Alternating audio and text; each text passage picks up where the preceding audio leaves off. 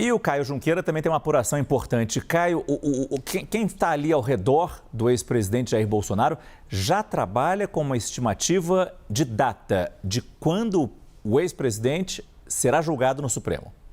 Isso, Márcio, setembro. Setembro é o mês ali que quem está muito em cima ali, muito próximo ao Bolsonaro, calcula que esse julgamento será concluído pela primeira turma do Supremo Tribunal Federal. Isso nos leva a crer que, consequentemente, uma prisão, caso ele seja condenado, e a tendência é de que seja, deva ocorrer antes mesmo do Natal. Ou seja, pode ser que no final do ano Jair Bolsonaro esteja de fato preso, né? O entorno ali do ex-presidente Jair Bolsonaro tem considerado, ontem eu ouvi essa expressão, um massacre, vamos dizer assim, entre aspas, né? Só estou reproduzindo o que me disseram, é a forma célere e veloz com que o Supremo Tribunal Federal tem atuado neste caso, né? Eu já citei aqui um levantamento que os colegas do jornal o Globo fizeram, a duração de uma ação penal no Supremo Tribunal Federal costuma demorar 39 meses.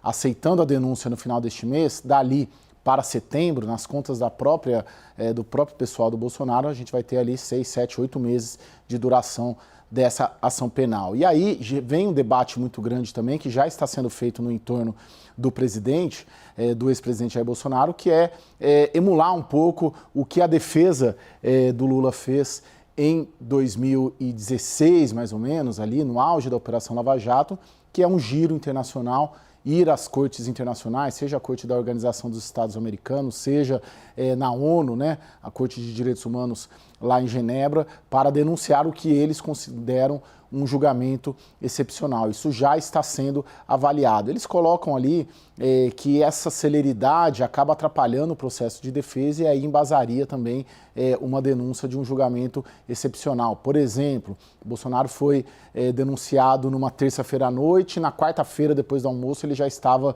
sendo notificado dessa denúncia.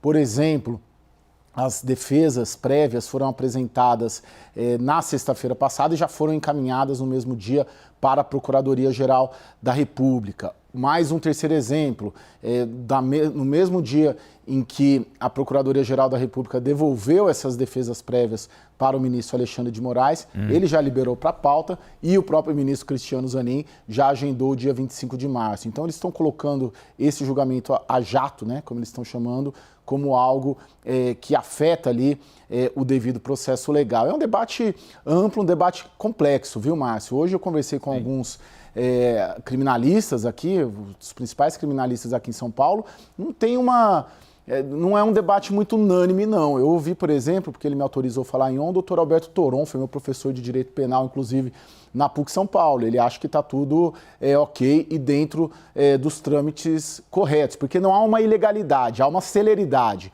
mas não tem rito atropelado. Mas eu conversei sob reserva com outros grandes criminalistas também aqui em São Paulo, que apontam ali um desvirtuamento do sistema judicial nessa fórmula ali, como o Supremo Tribunal Federal está avançando. Então é um tema polêmico. Eu conversei, por exemplo, hoje com um juiz de direito, né, também professor de direito penal muito respeitado. Ele me falou, Caio, por se tratar de um julgamento desse porte, um ex-presidente da República, é compreensível que esse caso passe na frente de outros casos. Então você vê que eu não senti um consenso na comunidade jurídica, pelo menos aqui dos juristas, dos advogados, dos professores com que eu conversei, e é um tema que abre aí, acaba levantando uma polêmica muito grande. Tem uma comparação muito grande que vem sendo feita com o julgamento do Mensalão.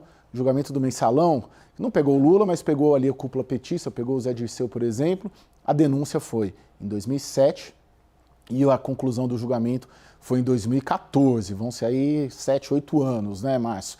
Com 40 réus. Essa denúncia agora são 34 réus. Né? A ação penal não começou a tramitar, provavelmente vai começar a tramitar, porque será recebida no final do mês. Dali para setembro serão 8 meses. Né? A distância, a diferença é muito grande. Mas, por exemplo, eu conversei com o professor Gustavo Sampaio, vai estar daqui a pouco no WW conosco. Ele fala, Caio, não dá para comparar o Mensalão com essa denúncia. Né? Por quê? Porque no Mensalão eram vários réus com diferentes tipificações penais. E, neste caso, todos os denunciados são denunciados pelos mesmos tipos penais, e isso acaba acelerando, facilitando a celeridade do processo. Ou seja, você vê que o tema é complexo e levanta debate. O importante é a gente poder ter as diferentes visões para trazer aqui, né, mais para poder posicionar bem e passar para o público, porque é um tema muito polêmico. Agora, muito rapidamente, Caio, a estratégia de defesa mudaria se tivesse mais tempo ou não? Ou é simplesmente para criar a tal da narrativa, alongar esse processo e, inclusive, sim, entrar na eleição do ano que vem? Márcio, vamos lá. O que a defesa tem colocado? Eu falei rapidamente, quando ele veio com esse vamos lá... Não, veja bem, né? Vamos lá, né? Data vênia, Márcio. O que acontece? O que a defesa tem colocado, e colocou isso nas manifestações, principalmente a defesa, o doutor Celso Villardi, o doutor Bueno também, que integra ali a defesa. Eles têm colocado que eles não tiveram, primeiro, o mesmo tempo que a acusação teve, os tais dos 84 dias, eles não tiveram acesso a todo o material que a acusação teve, e aí desequilibra o que no direito chama paridade de armas. Esse é um dado. Outro dado que tem colocado, que o Bolsonaro sequer deveria estar sendo julgado pelo Supremo Tribunal Federal, foi uma mudança recente que teve ali no entendimento, muitos avaliam que justamente para acelerar esse julgamento do Bolsonaro. Então eles têm alguns pontos a serem considerados e são pontos que são respaldados. Quando a gente conversa com a comunidade jurídica, alguns pontos deles são muito bem amparados e respaldados por juristas independentes até.